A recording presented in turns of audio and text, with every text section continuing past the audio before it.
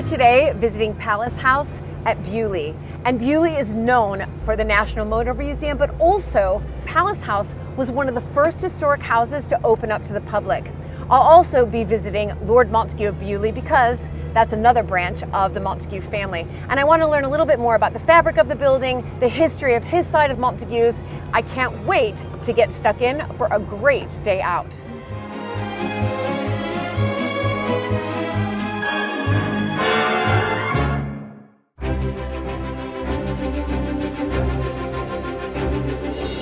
When I married into the British aristocracy, it was the start of a wonderfully exciting journey. But it was also a little daunting. I became a Viscountess, and for an American girl from a small town outside Chicago, that was quite a shock. I live with my husband Luke, heir to the Earl of Sandwich, and our family at Mapperton House in Dorset. Living in a place like this is a joy, but also a challenge. And every day we're aware that we're preserving a very special part of Britain's heritage.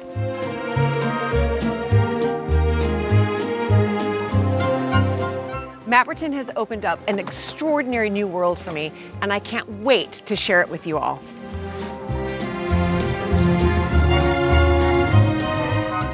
So if you love castles and manors and stately homes as much as I do, please join this American Viscountess as I journey into the British countryside in search of some of Britain's finest historic houses.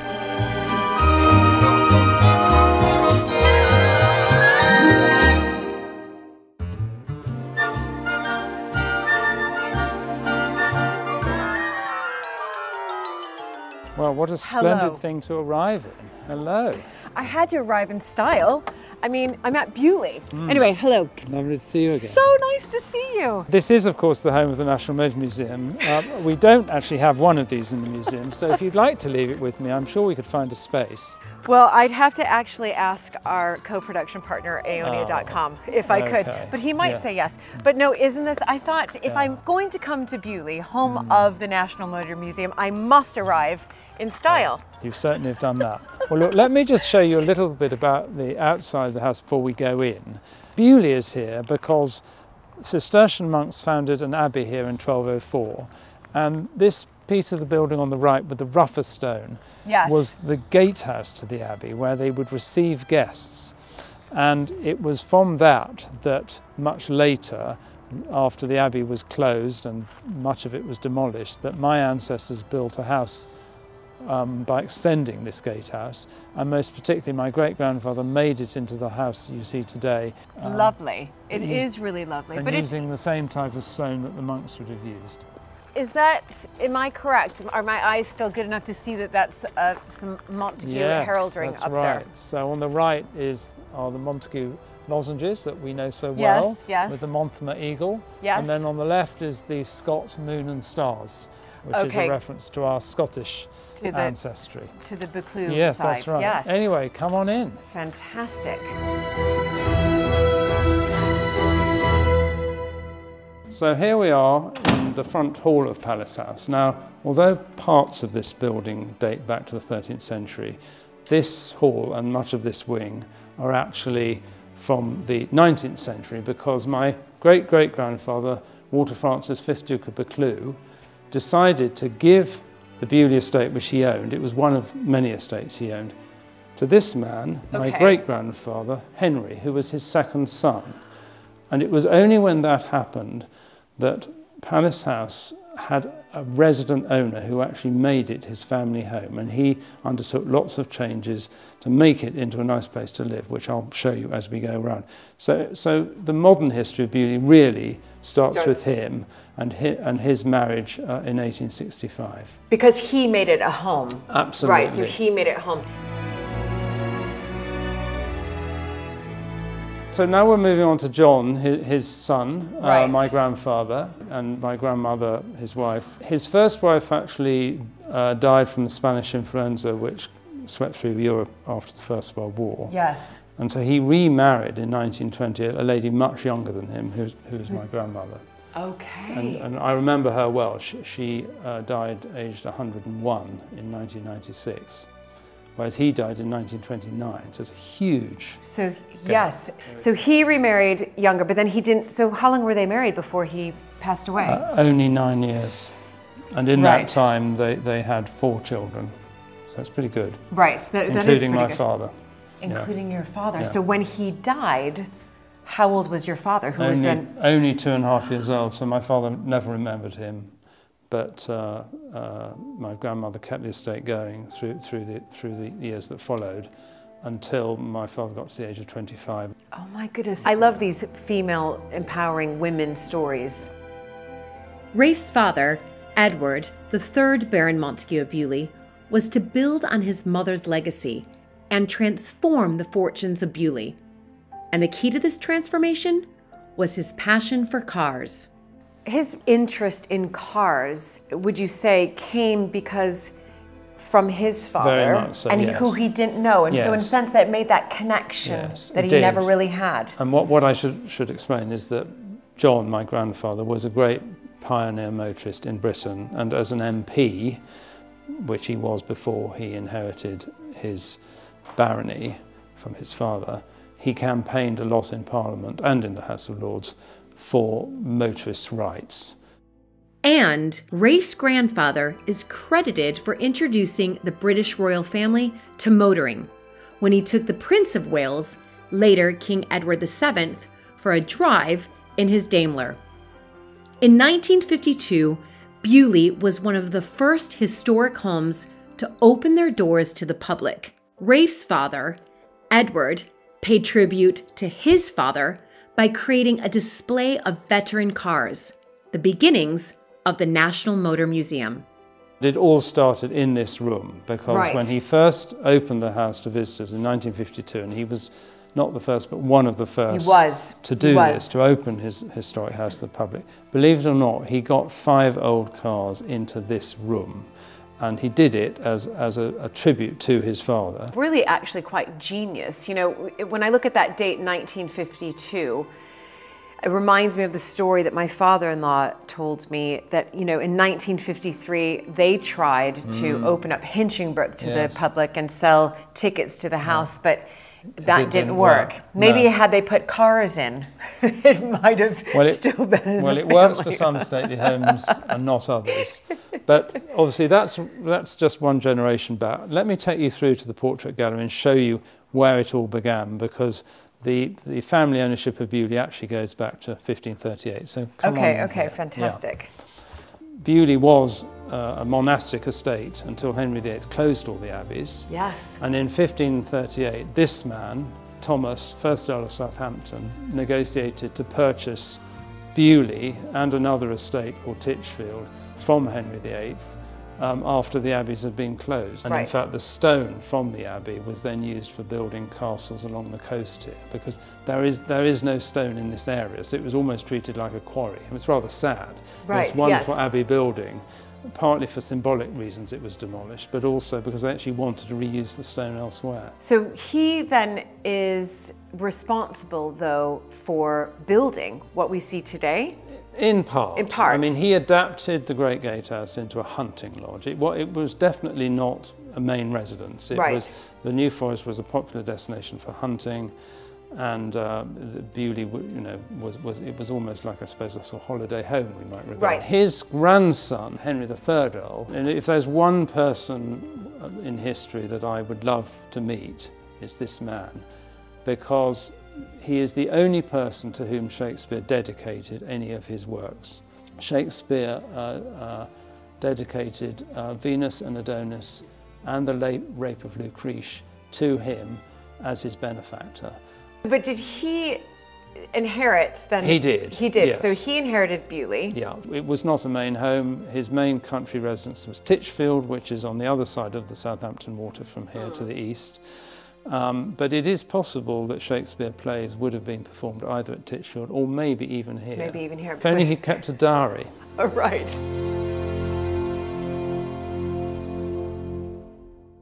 As you can see, this is our main dining hall. So we're now in the oldest part of the house. This was the Great Gatehouse to Beaulieu Abbey. Although this is Victorian restoration, this kind of vaulting is very much in the pattern that the monks would have built in. Right. And I'd particularly like to show you this, because this is where my height, my sister's heights, and also the generation before my father and my aunts, as they grew up, were penciled on the wall. Oh my goodness. Okay, so where does yours stop? No, I can see it there, 1985. I think it's about the same. I don't think I've grown since then. So, but now that I see this, what was it like growing up in this palace? Well, there were always have in my lifetime been two definite sides to the house, a public side and a private side. And you kind of know when you come into the public side during opening hours that you can't just do what you want. But there are times when we do use this, as a private room, particularly in the evenings, and Christmas lunch especially. We've had many wonderful Christmas lunches here.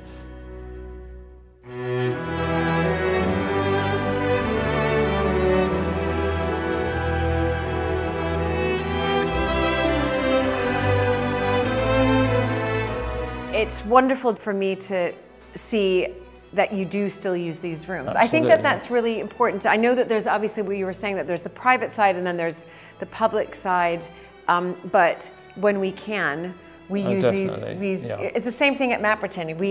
There's about 6 rooms that are open to the public. And we get asked all the time, but do you still use those rooms? And we do, for Christmas or for Easter. Yeah, you must. You must. And it's quite fun to leave a few remnants. I mean, when, at Christmas we fire those sort of, poppers. Little popper things, and some of the contents land in chandelier. Well, you just leave it there, because it's a reminder that the place is lived in. So now this is the other room that would have been part of the Great Gatehouse. And what you have to remember, that this was a thoroughfare. This bay window would have been open. Right. And there would have been a big wide corridor going all the way through and out to the other side. This fireplace, again, is an infill. And I mean, I think... So I would have gone underneath. Correct. Through the archway here, I see. But anyway, this fireplace, I think, is a splendid piece of Gothic Victorian. It's lovely. I mean, it is beautiful. What's nice is that all the changes that were made in the 1870s were very much done with an eye on history. And these, although it is Victorian stained glass, the coat of arms here commemorate benefactors of the Abbey and some of the abbots who presided over the Abbey. So it's referring back to history all the time. Perhaps we should go and look upstairs now. Yeah, absolutely. Oh, sorry, it got stuck. It's to keep the intruders out. Yeah. They built them well. The Bewley Estate, with its monastic roots, maritime history, and National Motor Museum, has so much to offer visitors. But at its heart, Bewley has always been a family home.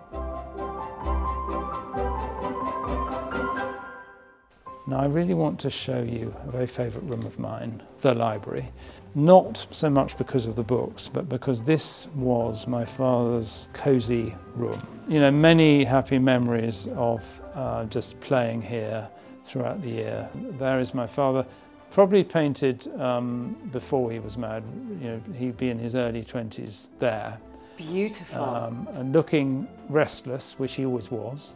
Well, that's why he was the pioneer to, absolutely. He had so much energy. Opening up his historic house. It's incredible. Always thinking of new ways to innovate. In contrast, my mother here. It's lovely. She just looks so relaxed and at ease and not a care in the world. Well, let me tell you, in that chair you had to be relaxed because you couldn't sit up in it. Visitors didn't see this until after my father died, and I still have the option to close it off when I want to use it, but I very much left it as it was, and I really don't want to make major changes here because I just think it's lovely as it is. I must show you this, because had I brought you in here blindfold and spun you around a couple of times, you might have said, well, how do I get out? So these are all false books. It's wonderful. None of these are serious titles. It's absolutely brilliant. But don't try to pull them out. No, I was tempted. Then I remembered it was a door. Exciting news, everybody, because this video is brought to you by Surfshark, the ultimate online security tool tailored for travelers like me. So if you're getting ready for your next adventure, you'll want to watch this. Surfshark, a premier VPN, virtual private network service, is my go-to solution for ensuring the safety of my online activities and personal data as I travel. So whether I'm within the UK or abroad, I rely on Surfshark every single time I go online. And in today's world, where privacy breaches are very, very common, Surfshark guarantees the security and confidentiality of your online activities. Consider the risks when you connect to those public Wi-Fis at cafes, restaurants, or even other public spots.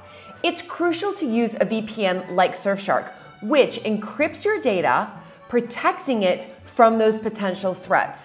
And I personally feel a significant sense of security while browsing online thanks to Surfshark. The app is incredibly user-friendly, making it easy to download and navigate. And Surfshark allows you to switch your IP address to another country, not only safeguarding you from cyber threats, but also enabling access to international content like Netflix's extensive movie library. And now, an exclusive deal just for you. Use the promo code Viscountess and follow the link below to enjoy 4 additional months for free. Ensure your online security and freedom with Surfshark today.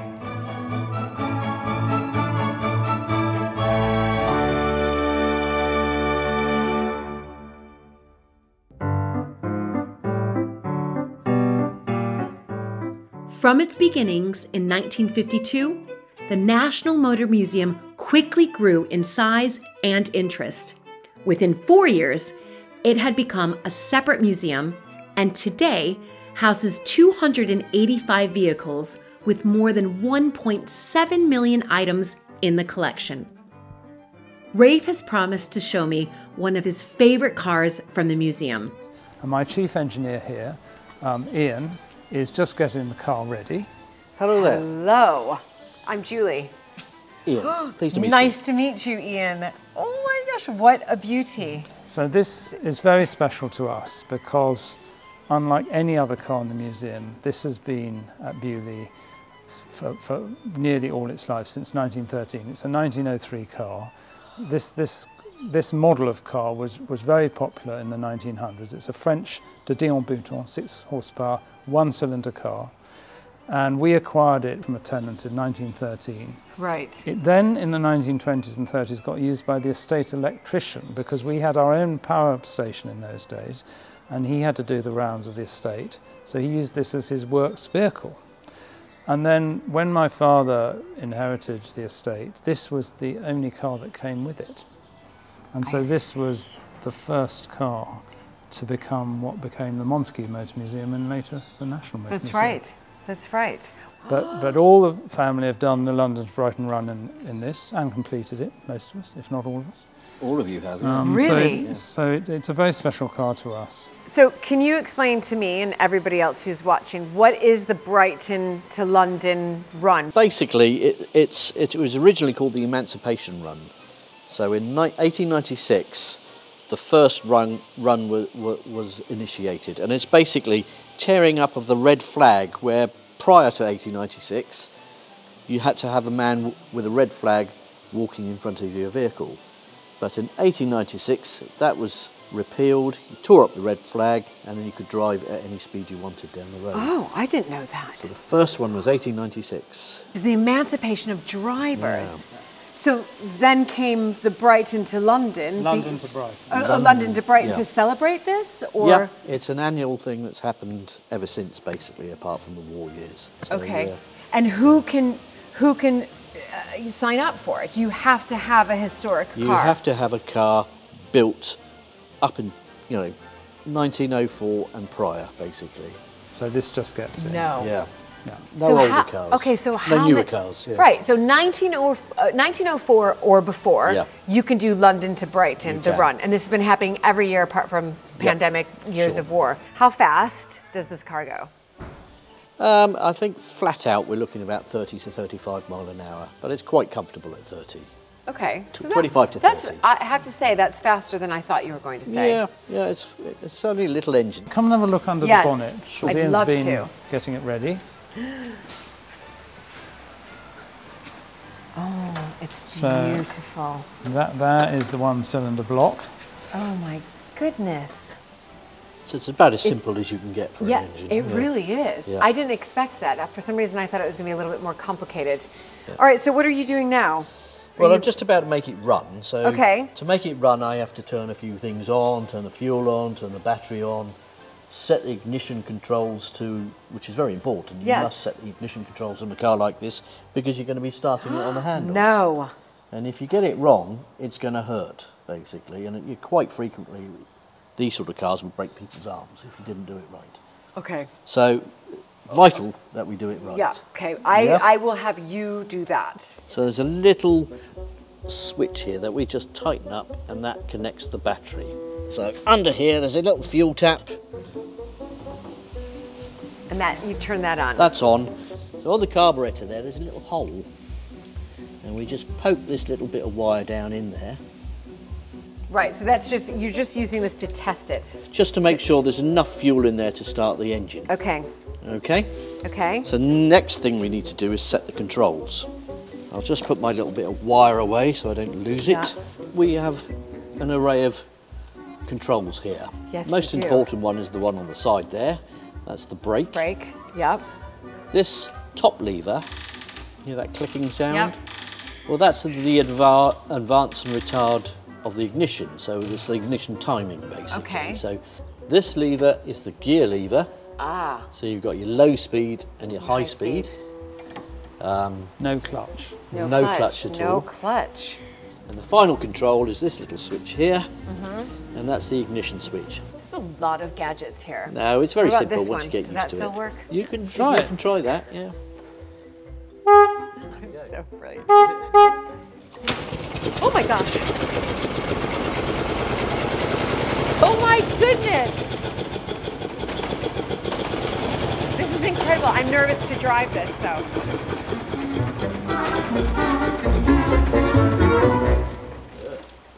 Oh. It was going so well. Oh dear. Maybe the car is nervous of me driving it too. It stopped before we even started. So Ian's just having a little play with it, but this entire vehicle has it's almost shocked me. I thought the engine was going to be just completely enormous for some reason. I don't know why, but there's so many levers and gadgets and things to push and to pull and to turn and don't break your arm and stand back a bit. And I don't know how he remembers all this. So, I mean, they do want me to drive, but I'm gonna be a bit nervous. I mean, what if I like crash into that vintage car and then I ruin 2 cars while I'm here? I'll never be invited back again. Once Ian makes a few adjustments, it seems I'm headed for the open road.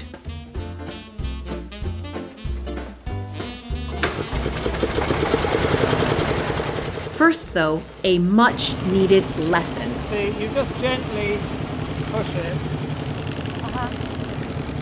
What? So So I don't even touch that? No.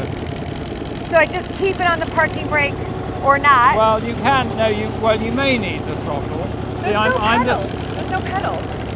I'm just gently pulling this forward. You see? Oh. I mean, you've got plenty of revs. You see. I gotta breathe through this and like get some courage here that I'm not gonna mess this up. You'll be fine. Yeah. So. Okay. I'm so nervous. See.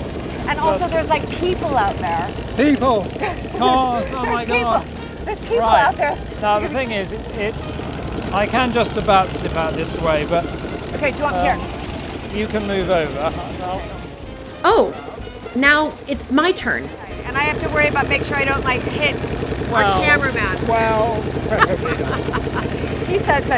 Okay, so I'm gonna pull this back Yeah. and it will go forward. Well, if you pull that forward at the same time. Otherwise you'll just roll back. Oh, okay, I see. Go on a slight hill. That's it. So just slowly pull it towards you. That's it. Okay, watch out, everybody. Okay. Now, should I let it release? Pull it, yeah, pull it a bit more. In towards me? Yeah, because I don't think it's fully... Okay. Is it off the brake, do you think? I think it is. Just pull that in a bit more. Oh, yeah, in more. Okay. Oh, okay, Rafe? Okay. Okay. Okay. Yeah, how do I slow this down? So, all right, so put it back into neutral, it's about there. Okay, okay. Then reach out to the gear stick, so that hand back on there, okay. Right hand on the, that's it, and push it towards. Oh, that's like it's Can you feel it? Can you feel it? Yeah. Stopping it? Yeah. Yeah, I can. See? Okay. Oh, okay. So, you know, okay, that's so it, that's it. now, Just okay, slowly. now, okay, got it. Okay. I can feel it now. A bit more. You can sort of hear when it's fully in gear. Yeah. Okay, now I feel it. Yeah. Okay. Okay. So then I can go here, and crikey! Now look, you can do a circle here, whatever you like. Figure of 8. Okay, okay, yeah. okay.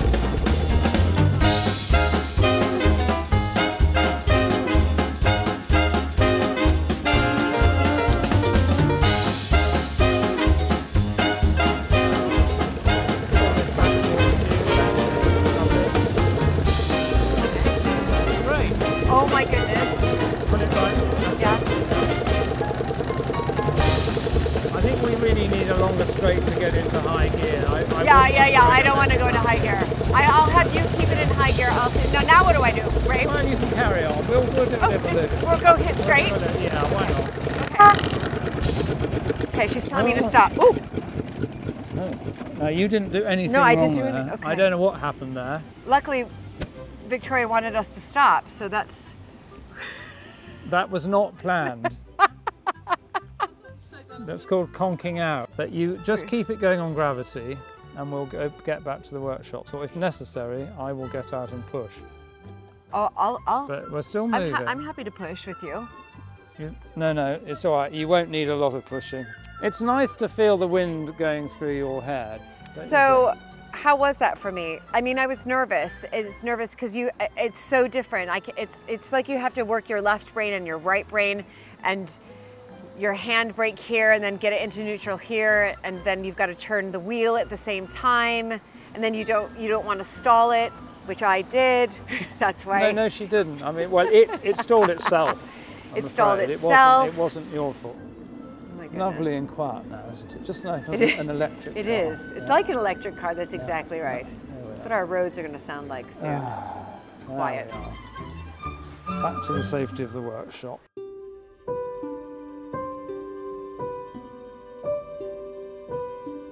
The National Motor Museum grew from the Montagu family's pioneering spirit and passion for the motor car. And that spirit remains at the heart of the visitor experience today. Here is this wonderful statue of my father, who was the founder and creator of the museum. Incredible. And so, as well as being very proud of him, I'm very pleased that everybody who comes in is welcome. He's looking out to people as they come in.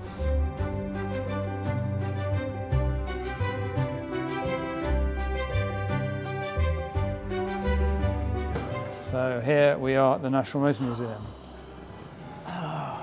And what we have in the entrance hall here is a quick cross-section of British motoring history, really, starting with the very earliest vehicles, going around clockwise to something from today. Right, okay. But one of our star exhibits has for many years been this 1909 Rolls-Royce Silver Ghost.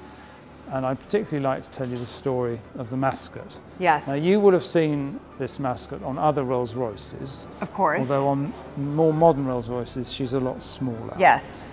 Now, this mascot was created by a sculptor called Charles Sykes at the suggestion of my grandfather, because before 1911, owners were putting their own mascots on their cars, including Rolls-Royces, and Rolls-Royce felt that some of them weren't really appropriate and dignified for their product. So my grandfather said, look, why don't you commission your own official mascot? And his secretary, who was also his mistress, modelled for Charles Sykes And so we know that actually the model for this was a lady called Eleanor Thornton. And of course, your grandfather's mistress. Correct. And so she, as you know, has now adorned tens of thousands of Rolls Royces around the world. What an incredible story. Once restored, this car was on every postcard, every brochure, calendars, biscuit tin lids, you name it. Right. And it's become a very famous car as a result. Yeah, no, and so people do, I mean, obviously they come to the National Motor Museum to, as you say, to see the whole story of evolving British, of motoring, if you like, but this is what people come to see. And you know, you could just stare at this all day. It's such a beauty. It's and of course, any car from this era is hand painted. I mean, they didn't have spray painting, and all this lining is done by hand, and the crest all done by hand. From its beginnings in the 1950s, the National Motor Museum showcased the exceptional innovations and development of the motor car. So now we're coming into the section that shows the earliest cars, and what these illustrate is how the combination that we accept today of four wheels, drive in front, round steering wheel, is not something that was immediately arrived at. And there were two different schools of construction. One was based on the bicycle and using a frame and not necessarily four wheels. And the other was the carriage, which was obviously a much heavier thing. So you can see, you know, something like this Pennington autocar is very much based on bicycle engineering, whereas this Columbia Electric, which is an American, early electric American car, you can see clearly, it you know, almost looks as if it's ready to be pulled by a horse or two. Incredible, 1901 USA. So, you know, the electric car is not a new thing. And I was about to say, it's funny how we're kind of going, you know, full circle. Absolutely full circle. And certainly these two cars are both regulars in the London-Brighton Run. This is really my car of choice because she's such a good performer. And will easily outrun the Didion which you were driving. Right, and four-seater, I see that, so quite... Yeah. And here is our, four-seater. Yeah. Here's our other Didion, a year later than the one you've driven, and this is a four-seater. But let me tell you, if you had four people in it, you'd struggle to get up the hills. Right. Look, you've got a Cadillac. Yeah, another American car. Cadillac were very proud of the fact that their parts were interchangeable, which wasn't always the case with early cars. And they would have a sales promotion where they would take two cars, take them apart, muddle up the parts and put them back together again to prove that their parts were interchangeable. Well, I'd like to show you this because I think you've seen the film Chitty Chitty Bang Bang. Yes. And the car driven by Truly Scrumptious is this car. It's a 1909 Humber. No. And a real example, I think, of a nice lady's car. You see that little basket here for putting your umbrella in on the side there? I do. And that nice little circular what is that? Well, it's to stop flies running, you know, coming into your eyes. Yeah.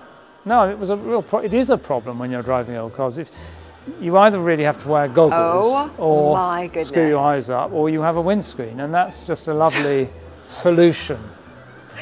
That was their solution for the windscreen and a place to put your umbrella. So I think it's a reminder that actually women were driving cars really from very early days of motoring. Right. Well, thank goodness for that. We might not have been able to vote, but we could at least drive cars. And we're just passing Chitty Chitty Bang Bang, a car created for the film. So in a sense, it's not an authentic veteran car, but so much a part of our growing up, seeing the film. This was created for the film? This is the one? Well, one of several. One of several, right, one of several. Because you know how it is in films. No, I know. Yeah. But you know, it's like my favorite film. It's just, it is in itself part of motoring history, or motoring folklore at least. And a wonderful car to be seen in, as is this 1935 Auburn Speedster from your country. Oh my goodness. This is a right-hand drive one, so made for the British market. What's interesting, I mean, it's just a fantastic piece of styling, but only a two-seater, and with no proper storage in the back, just this side door, which is large enough to put your golf clubs in. And each of these was certified to have reached 100 miles an hour before it left the factory by a racing driver called Ab Jenkins, and there's a special plate inside to verify that this car has been tested to 100 miles an hour. Right, to 100 miles an hour. But quite nice for the straight roads of parts of California, say. It's a beauty. It's a wonderful piece of 1930s styling, isn't it? And the mascot there. Yeah, love him. Yeah. But having driven it, I have to tell you, not good for windy roads. Right. Yeah, it's rather large. Yeah, not long. Long. And then, as you can imagine, it's really important for us to keep refreshing the exhibitions and have something new for people to see when they come back. And this is our present exhibition, Cars from the Bond film No Time to Die. So these are the... Yes. And what's interesting is they didn't buy an old DB5. Oh my goodness! The car. This is the car. Well, one of them. Well, one of them, but yes. This is always the thing about films. Yes, there's several. But look closely at the damage. This is actually all vinyl. Yes. This is actually gel.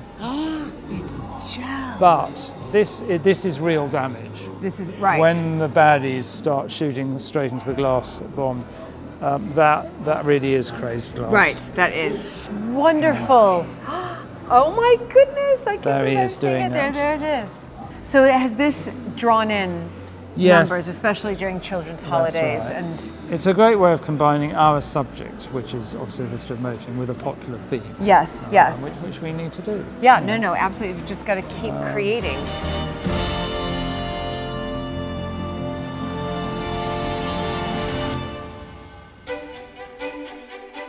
So, as you know, Beaulieu is here because King John granted some land to Cistercian monks in 1204 and founded an abbey. This is what remains, because Palace House, of course, was not built over the top of the old abbey, but around the gatehouse. And so this building, which was the lay brothers' dormitory and refectory, survives. And so this is where we now have an exhibition downstairs and a banqueting hall upstairs.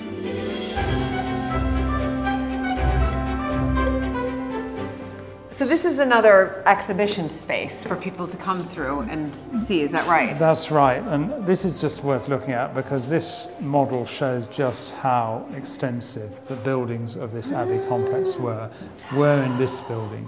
Okay, so this survived? This survived, and this building survives, which is now the parish church of Beaulieu. But all of the rest was just pretty well destroyed. Some remains on the ground. But because of Henry VIII? Yeah. Unbelievable. And this was, more or less the size of Winchester Cathedral. It was a big abbey goodness. church. Let me take you upstairs because we have these wonderful embroidered wall hangings created by my mother to tell the story of Beaulieu Abbey. And they really are wonderful pieces of art. Oh, they are. So she produced about one of these a year, and this one depicts the foundation of the abbey, which all started with King John having a bad dream. He had ordered some troublesome monks to be stampeded, but actually his men refused to carry out his orders. And he then felt so bad about it in the night that he had a dream about it. And so here you see King John being, in his dream, beaten by the abbots who he had regarded as his enemy. And then he suddenly, it would seem, realized the error of his ways and then granted this land here to monks from Citeaux in France, Cistercian monks, to found an abbey. And we use this for weddings and dinners and receptions. This had been used as a sort of farm, a glorified farm shed. At one time it was actually a farmhouse, so it's been converted several times over. I think these little slit windows are probably the original pattern, whereas these bigger ones, not. I mean, this is where the lay brothers slept. Whether they had partitions, I'm not sure. But this is actually, I think, my favourite of the wall hangings because of the colours, and I particularly like this deep purple background and the angel and the stars. This depicts the dedication of Beaulieu Abbey, which happened in 1246. So foundation 1204, dedication 1246. So, you know, some decades later, Yes. several bishops attended. This is wonderful what your mother did. And it's a mixture of canvas work, applique, screen printing, hand embroidery, machine embroidery. She didn't really mind mixing it up, Right. as long as it produced the right Stunning. end. So, I mean, these two panels really just show monastic life. You know, you've got forestry, keeping sheep, making wool, honey, beekeeping, wine, or Yes, grapes, wine, yes. ploughing the fields, harvesting, baking bread. I mean, the detail really is the storytelling. The monks knew all about the use of herbs, both medicinal and culinary. So, I mean, this is a lovely one. Really a lot of detail in this. Honestly, it's wonderful. It's funny because from the outside, you don't necessarily expect to see so much, not just the detail of what your mother has created here, but the timbers up above. Yes. And, you know, as you pointed out, these windows here and the arches. I mean, there's a lot of detail that luckily has been retained.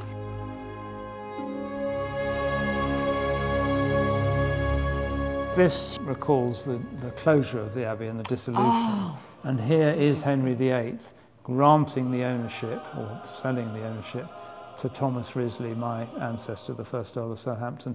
So we have, as my mother imagines it, the final monks leaving, who were pensioned off. There's a myth that there was a gold Madonna which the monks didn't want the crown to get their hands on. So here we see a monk throwing it into the local pond to protect it. Right. But it's never been found. Isn't it right? You can actually see a man here beginning to demolish the abbey, and the bell is already on the ground. Such incredible stories here. But what a great space as well. Yes. And these were made to fit the spaces. Yes. Which, It's just wonderful. So we're now coming into what was the cloister of Beaulieu Abbey. And the grass area would always have been open, but the paved area would have been enclosed. And of course, a semi-ruin with undergrowth and trees established has a charm of its own, and there's a balance to be struck, because obviously we are under an obligation to maintain this as a scheduled ancient monument. But you don't want to just tear all the plants off the wall, because they actually, you know, are part of the atmosphere of the place now. It is a lovely place for me, as well as many others, to come and just walk. And It really, do you know what's so, I think, fascinating for me is that I feel, you know, walking through, you know, these abbey ruins, if you like, it gives me this real sense of peace. I've seen different parts of course, Palace House and the National Motor Museum, and present day to bring in the visitors. This is where I would want to go. The history here, and knowing that at least some of the abbey survived. you might like to look at this wonderful quote of St. Bernard, who was really the founding father of the Cistercian movement. Right. So it says, "It is good for us to be in this place, for here a man lives more worthily, falls from grace more rarely, rises more swiftly, walks more carefully, rests more peacefully, dies more happily, is absolved more speedily, is rewarded more bountifully." But I think what really speaks to me here is, you know, the last part where it says, if you walk more carefully, well, of course, then you're going to rest more peacefully, you'll die more happily, and rewarded more bountifully. For me, it's all about this walking more carefully, being mindful, staying in the present moment, not allowing that head to be absorbed by all the time of the external world. Which is so easy and to stay inward. Yeah, well, this is a good place to do it.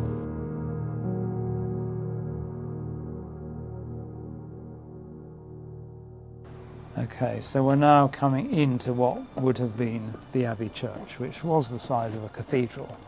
And the choir monks would have actually worshipped at this end, possibly behind a screen, with the laity down at the west end. So this box hedge with the cross represents roughly the position of the high altar, but Okay. actually behind it would have been a series of radial chapels. Yes. I'm trying to envision it now.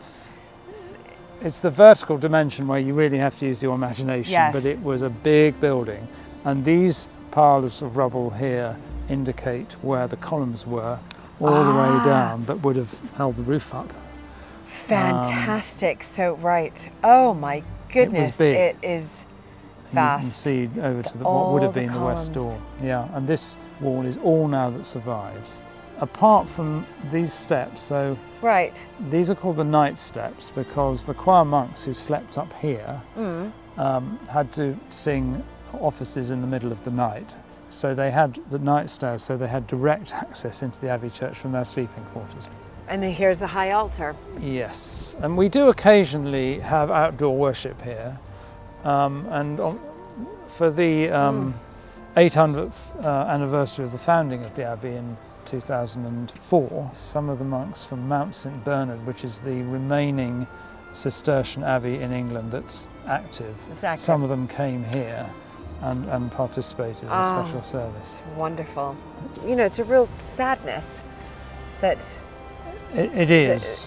I mean, it's an awful piece of destruction, and Yes. yet somehow the passing of time and the establishment of nature, where man has done his worst, does actually have a healing quality in itself. And as we said, there's somehow imprinted here, I think, the spiritual quality of the place. No, I couldn't agree more. Beautiful.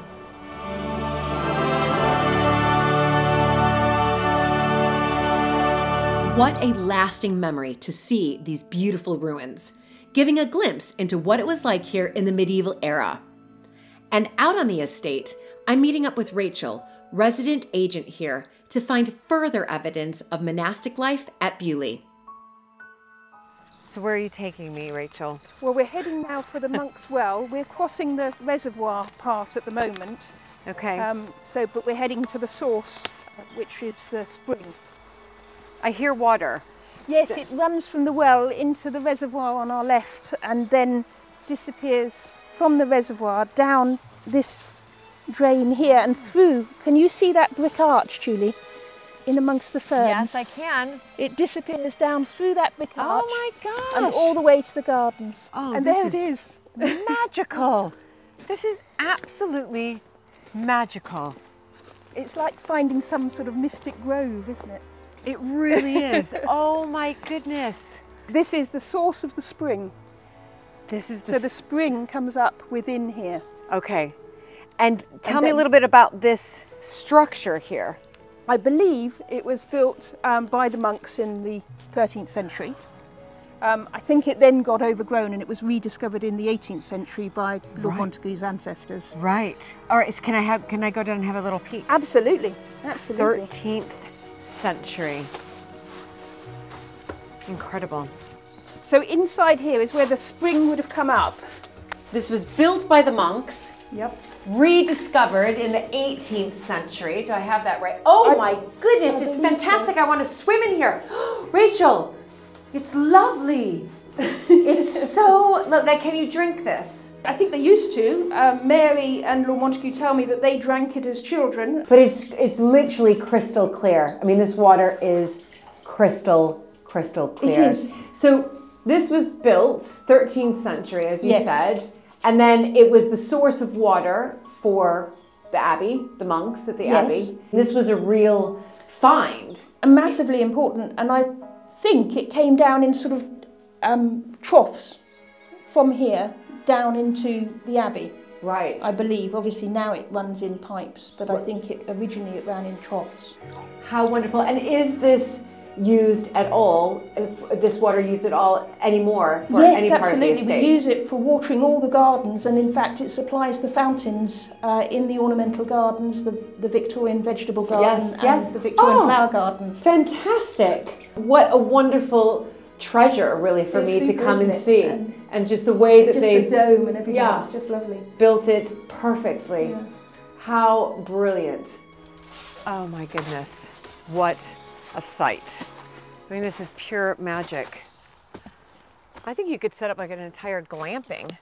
It's a lovely spot, isn't it? system here. You know what I mean? Glamping business. I'd run it. I'd happily run the glamping business here. Water, wild garlic, nettles, nature, you know, bird song everywhere. Yes, yes. I mean, a much more simple life, I think, is what a lot of us are craving these days. I know I am. Definitely, definitely. I find it endlessly fascinating exploring the ruined buildings scattered across historic estates like Beaulieu. Lord Montagu is taking me to see a recent restoration project which shows how different life was before the early 20th century. So every large house, of course, had an operating kitchen and a kitchen garden to produce the food, but it needed also ways of preserving that through the winter. And so what used to be done before they had refrigerators is that you'd have an ice house, which is a big pit in the ground in which you put ice in the winter, and that kept it cold right through into the summer, and you could preserve food in it. I've been to many historic houses, and you're the first house I've come to where I'm actually seeing the ice house itself. It's wonderful to see it. So this is how they would preserve their food. Yeah, and most of it's underground. Right. But the interesting thing for me is that this whole area was completely overgrown, and I knew there was an ice house in here, but I didn't know where it was. For years, I was playing in these woods and never knew where it was. And this arch had collapsed forward, so it was at an angle.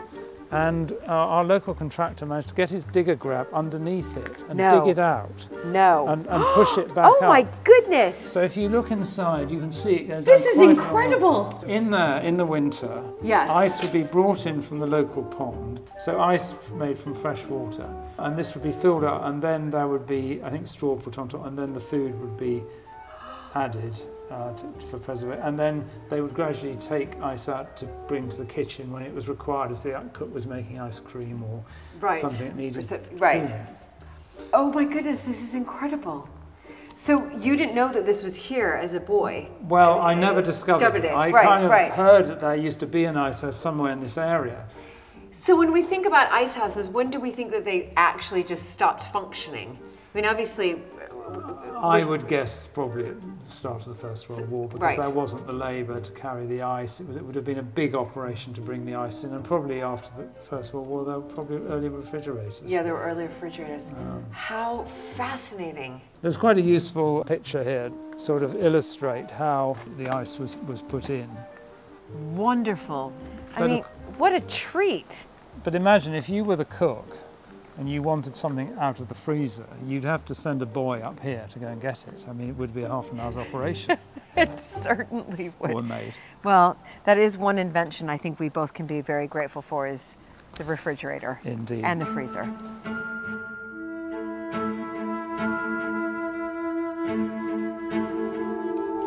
After leaving Lord Montagu, I actually wanted to come back here to the Abbey and just sit within where the Abbey used to sit, because I felt the energy of this place, and within me it really spurred this sense of calmness and mindfulness, and really an opportunity to connect to the history that is so rooted in here at Beaulieu, these monastic roots, the monks walking around.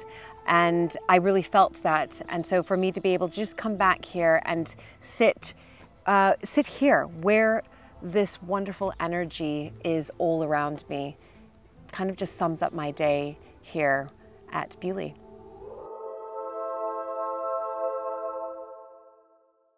I'm here at Buckler's Hard, which is part of the Beaulieu estate, and it's filled with maritime history. I'm about to meet Mary, Rafe's sister, and she's going to fill me in on the history and what's happening present day here at Buckler's Hard. Also, it's a spectacular day too. Hi. Hello. Hi, Julie. Nice to meet you, Mary. So nice to meet you. By the way, I had such a great time with your brother. Tell me about Buckler's Hard. This is Buckler's Hard. So this originally was built in about the 1720s as Montagu Town. So the John Duke of Montagu, he wanted to have a sugar import village. He thought he was going to make his fortune out of importing sugar from the West Indies. So he created this model town to be known as Montagu Town, and these 2 rows of cottages were the first part of the development in the 1720s. Okay. And this then turned into a shipbuilding village, an industrial site for building ships from about 1740 right through to after the Napoleonic Wars in about 1920. And 50 ships were built on contract for the Royal Navy. Right, so this is really where they were important. built. Really, Right. really important. Right. And this was a thriving shipyard. You would have had, at the height of it, maybe 2 ships there on the slipways down on the river there. Big gunships. These were warships built here out of timber from the Beaulieu estate and from the surrounding New Forest timbers, because that's Yes. all the preserves of the Royal Yes. Navy. And then the ships were launched in the river and towed around to Portsmouth to the Royal Dockyard, where they were Yes. fitted out with the masts and cannon, and then off to war. Do you have, I know you mentioned that there were about 50 built during, was it about 50 you said during that? 50, about 50 ships, yeah. Yeah, and any famous ones? Indeed, absolutely. So the most famous of all is probably HMS Agamemnon. So that was Nelson's favourite ship. He sailed on it for 3.5 years. It was a 64-gun, very, very good ship. But of course there would always have been a shipyard here right from monastic times, because all the stone to build the abbey had to come up this river. Of course. It all came by boat. So this corner of the river, this hard, is where the ships would have stopped on the tide, because they couldn't carry on up in low water. Right. So, you know, it would have been a yard here from probably the 13th century. Incredible. And so it never really has stopped as Right. a boat yard as such. But we have this beautiful preserved village, completely preserved as it was in the 18th century. So once these cottages were built, they were always lived in. That's right. So they would have been lived in by hundreds of people at the time of shipbuilding. But even today, there are lots of local residents living in these cottages. So you are very involved here. I am maritime. That's right, you are maritime. So, yeah, I am maritime. So I do all the maritime stuff in the family. So Right. I've always loved the sea, sailing, you know, anything to do with water. So from a very early age, that's been my thing, and that's my passion. And that's your passion. Absolutely. It's fantastic. Yeah. No, I can hear it as you speak, and I understand that my 17-year-old has Yeah. decided to sail with you. Very exciting. It's going to be good. Which is very exciting. I mean, I have to ask, because, you know, our side of the family, of course, has that maritime history as well with the Earl of Absolutely, Sandwich. of course. And my children have grown up sailing as well. So it's really nice to meet another member of the Montagu family so passionate about sailing and the water as much as my children are. Now, Yeah, listen, yeah. I'm the American. I didn't grow up sailing. But they have this wonderful passion, just like you do, and they love being on the water. Maybe it is that Montagu. Maybe it is. Who knows? I mean, it's very infectious. Okay, so where are we heading to now? Well, do you want to go in and see the chapel here where I got married? Oh, So perhaps we can show you that? yeah. So this chapel is just 1 room wide, and as you'll see, it's very beautiful. And I got married here with 20 people in the room, and it's very special to me. My kids were christened here, and it's used every week by the Beaulieu parish, so we still have services here. Although it's privately owned by the Montagu family, it's an active chapel. Right, it's an active chapel. Can I just ask though, how did you decide what 20 to choose? Well, now, of course, that was really hard. We did have another 400 people out there having some sort of huge street festival. Right. But actually, yes, no, that was quite good because you could just cut it down to 20. Right. 20 very special people. How wonderful. This altar frontal is by my mother. It's another of her very lovely embroideries. So So this talented. has got the it's- names of the ships around. You see Agamemnon, Indefatigable, Euryalus, And also what's amazing is that underneath this place here, about 7 years ago, we had some subsidence in the building and we had to lift the floor, and we found underneath a smuggler's cellar. And that's right under the altar. You can see it through the glass plate. When we took the floor up, we found this brick cellar underneath. No. And loads of brandy bottles and clay pipes and all sorts of things showing the history of this over the last 200 years. Right. 300 years, yeah.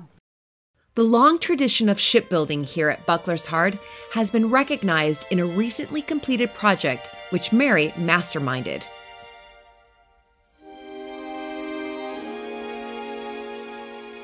This is a replica 18th century shipwright's workshop, which I did as a project about 6 years ago.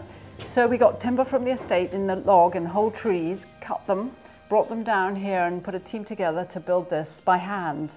So we only used 18th century methods to build this, and this was a sort of replica workshop based on the vernacular buildings of Hampshire, the sort of exact same building that would have been here on this site. Right. Because we know from the maps, from early maps, what was here in the shipyard.